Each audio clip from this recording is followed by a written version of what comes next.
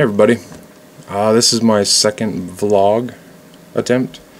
I kind of like the idea now. It seems like I got a pretty good response from the first one, and I'm trying to get a little better at it. So we're going to talk about some stuff. I don't know, who knows, we're just going to talk. I'm using the other camera I talked about yesterday that follows focus a little better. The camera itself is not as good as the one we were using because it doesn't have the, lack of better words, badass lens that the digital still camera has. Yet it does follow and try to, as I zoom in, or as I bring my face in, it brings the focus in. It follows me around, and that's what it's supposed to do because it's a camcorder. But another thing I did was I started this video without my audio interface going. I wanted to show the difference in quality between the using camera audio and recording audio with actual professional or at least more professional equipment. So I'd also like to get away from this angle. I'm using a little mini tripod on my desk, and I kind of feel like it has this I'm better than you, pompous kind of angle going on, and that's not the impression I want to give out. So we're gonna relocate over here to my station behind me,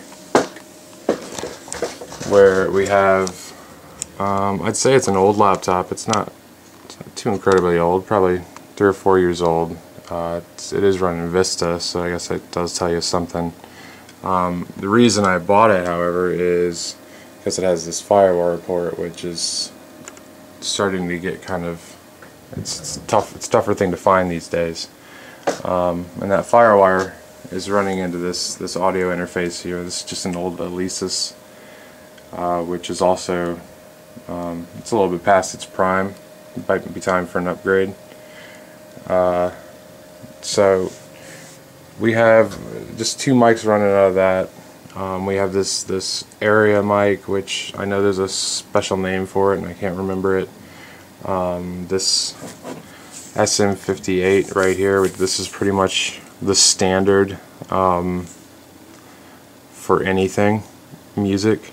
Almost any band you go see play or anything like that, you're going to see one of these. Or something that looks like it, a knockoff. So being in bands, I've got tons of these floating around. But we're not using that right now. We're actually using this kind of boom mic here, which I'm really going to just not really put any thought into it. I'm just going to position it somewhere because we're going to be potentially all over the room today. So I'm just gonna really see where the conversation takes us. So what I've got here is again, I've got this Toshiba here is actually hooked up to this monitor, which is running an older version of Cakewalk Sonar. Now this is not necessarily the most professional audio software out there. It is getting quite better as they put more and more versions out, but I learned how to do MIDI recording, if anybody knows what that is still, on a very, very old version of Cakewalk. Cakewalk was the name of the software, now it's the name of the company. Once they started getting into audio, they called it Cakewalk Pro Audio, and then it, kind of around the time Adobe came out with the Creative Suite and Macromedia came out with the MX series for everything, Cakewalk decided to rebrand their stuff as Sonar.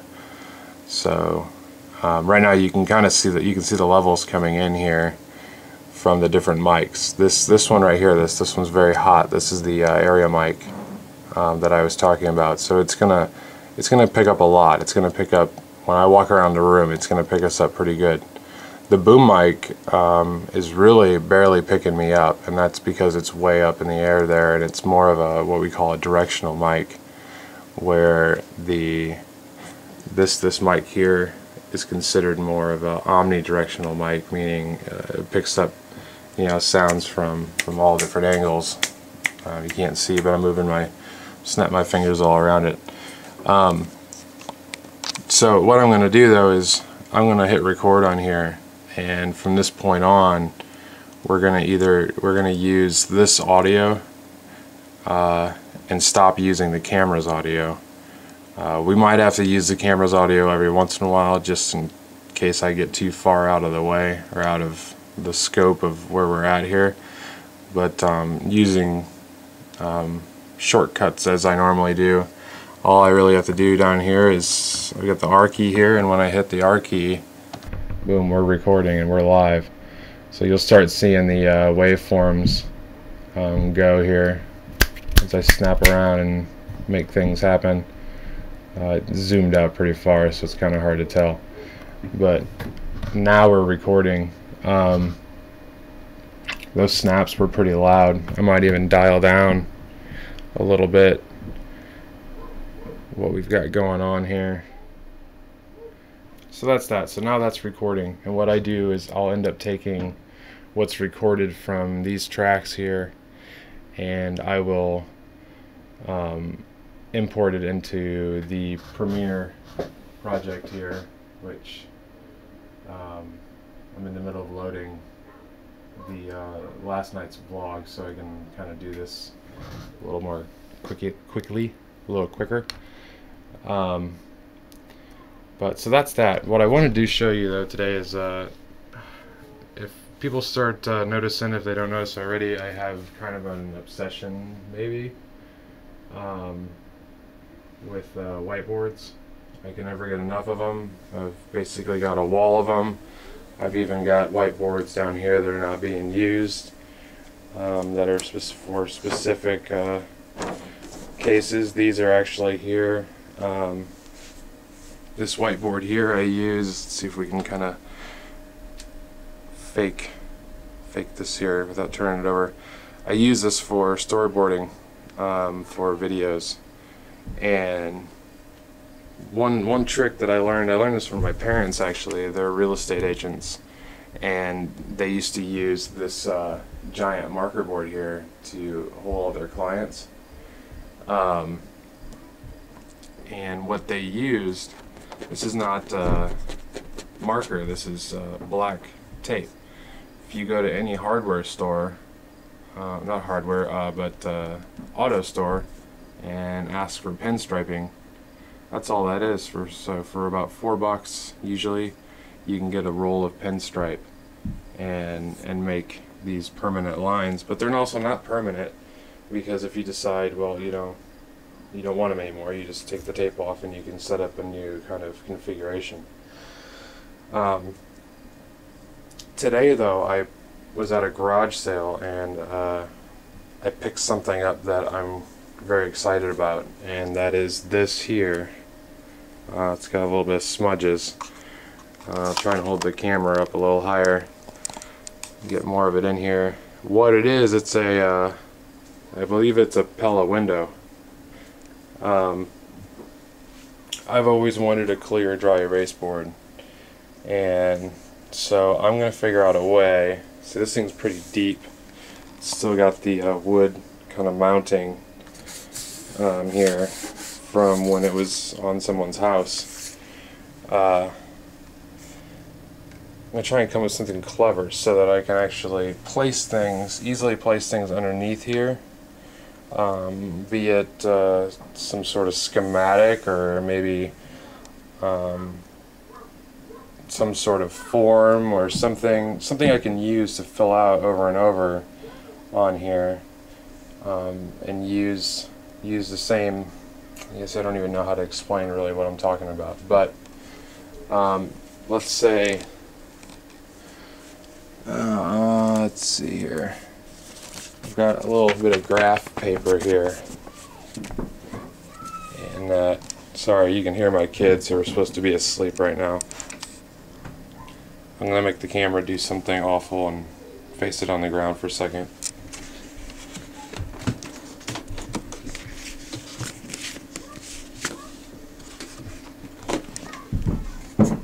Alright, so now we've got that underneath my clear marker board. And we can go over here and get a marker.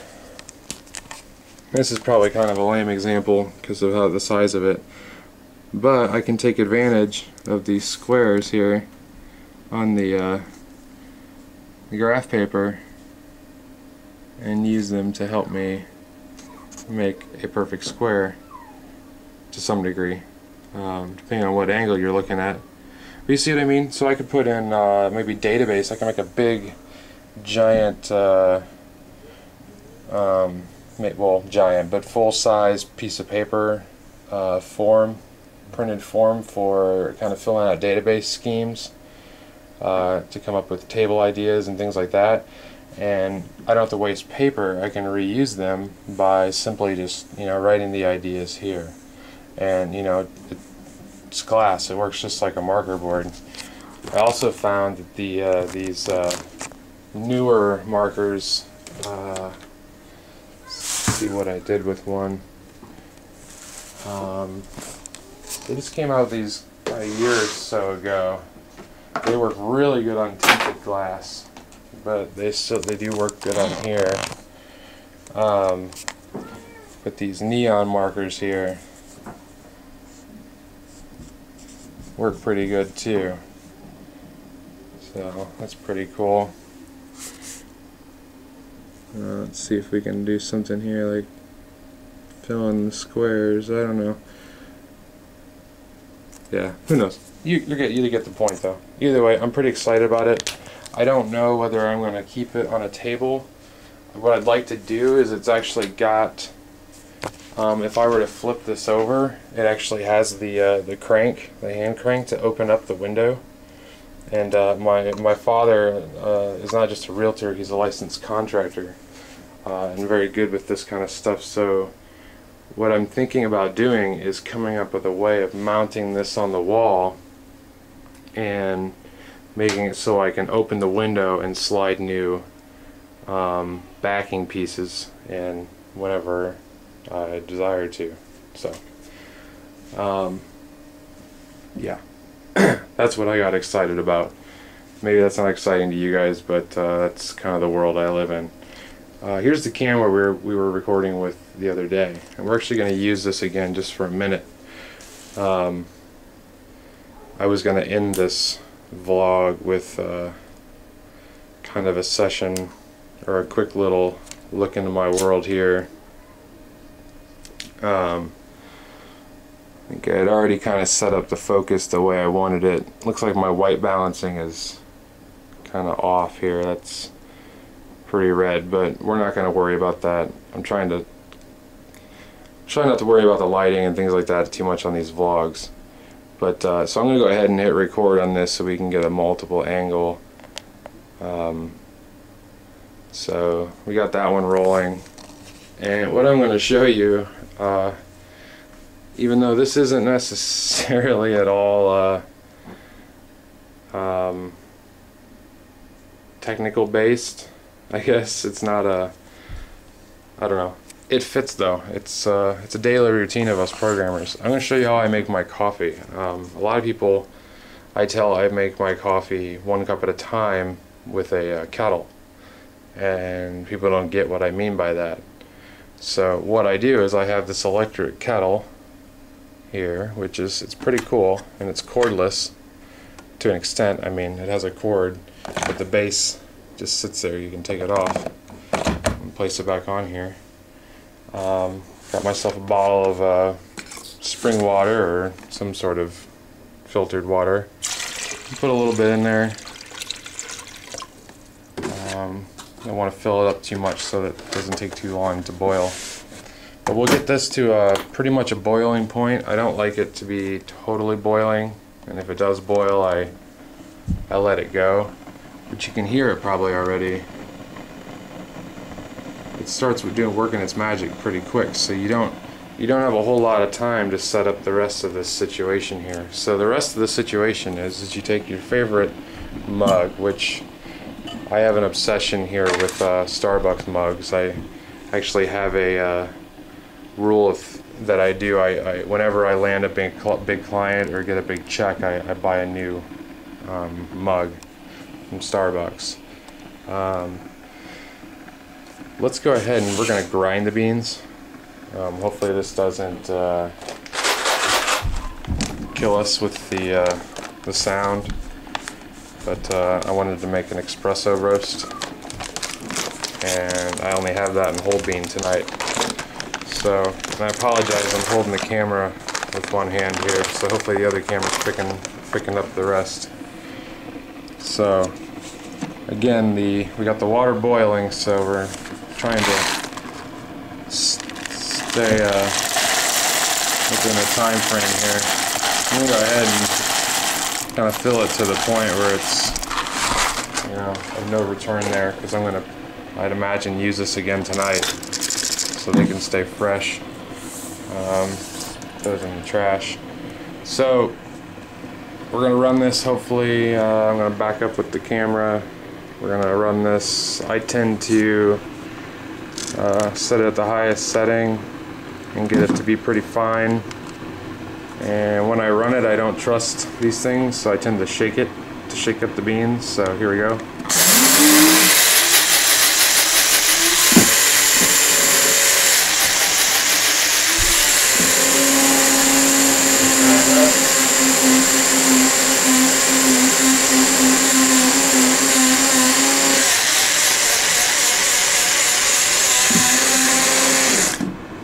And there we go, we have some grounds, which it's hard to see, but they are ground up pretty good. Now here's the cool part. Well, not just yet. Alright, I'm a creamer guy. I like flavored creamer. Really, just hazelnut, sometimes French vanilla. One thing you guys will learn about me is I am actually diagnosed obsessive compulsive personality disorder. Not obsessive compulsive, there's a difference, but I have certain things that I don't change. So it has to be hazelnut, and it has to be 3 little pours, and that's what this cup ends up being here. So I end up dropping this in here prior to the coffee. And I go over here, and I've got this little doodad here that sits on top here. You can buy these pretty much at any grocery store if you look in the coffee section. And then I've got these cone filters, which I'll admit I got the wrong size.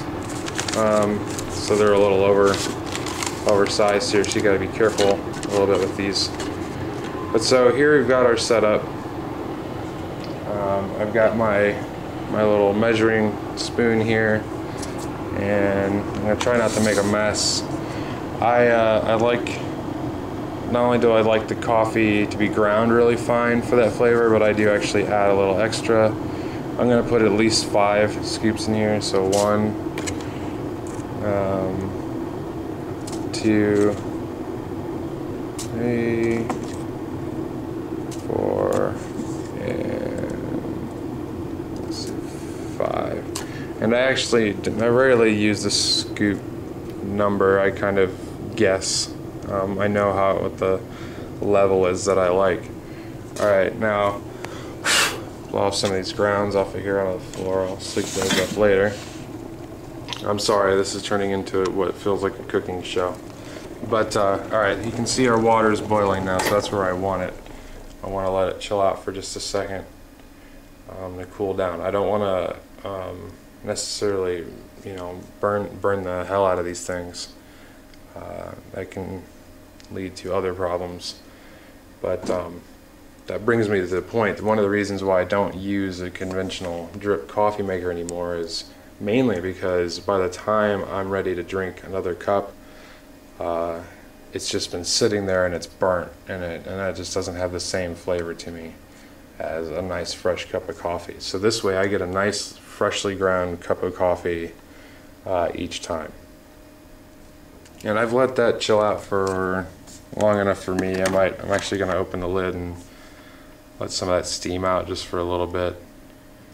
That's good. And that's just my own preference. Now here's one of the real big tricks here is, like a drip machine, I mean it does drip, it comes in very slowly, and how you pour this in here, you can kind of control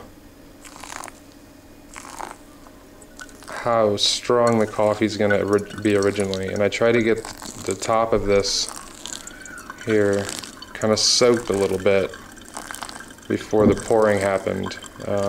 Although the pouring is already happening, but we kind of let it sit there and simmer, soak that up, and then I'll do that a little more. And I know maybe for people who don't like coffee or aren't this obsessed with coffee, or at least the taste of it, this may seem like I'm going through with ridiculous lengths to make 1 cup of coffee, but when I'm not filming it, it does actually go a lot faster. But once I've done this a couple of times, I've gotten that kind of saturated taste I'm looking for. And then after that, what I can do is pretty much just fill the cup. I'll go ahead and fill it up just right before the line there, which you got to be careful when you're using a filter that's not the right size. You don't want to go over. And then you can simply see where you're at by lifting this up. Sometimes it's kind of hot, but you can get an idea of how much coffee you need to put in there. And we let that roll, and I'm going to do one of those magic time things where we kind of pause and wait for it to magically finish. Okay, so it's pretty much done with the heavy dripping here. Well, maybe not, but it's running its course here. It looks like we might have gotten it pretty close to exact on the money there. What I like to do, and this is really risky, and if I make a mess, we'll laugh about it, but it's an extra way to get a little more saturated taste, and that is I drip just a little bit along the edges here to get this. And I try, even though this reminds me of playing as a kid in sand and in mud, and I try not to think about that when I'm doing it, because that makes me think about drinking mud, which is what that looks like. But let's see where we're at. When you're in this tricky position here where you may have more water in there than you do space in your mug, you gotta kind of think fast, and that's why I've got the trash can here. And we'll see what we can do, or see how we're doing. That's about where I want it. And I've learned a trick that if it's not too high, or you know what I mean, there's not that much water in there, if I tip this sucker, it'll kill the dripping, or at least enough that I can get it over here to the trash can, dump that filter out, shake the guy off, and then I just let it sit over here on its own little plate. A little bit drips off onto the plate. Save it for later, rinse it out next.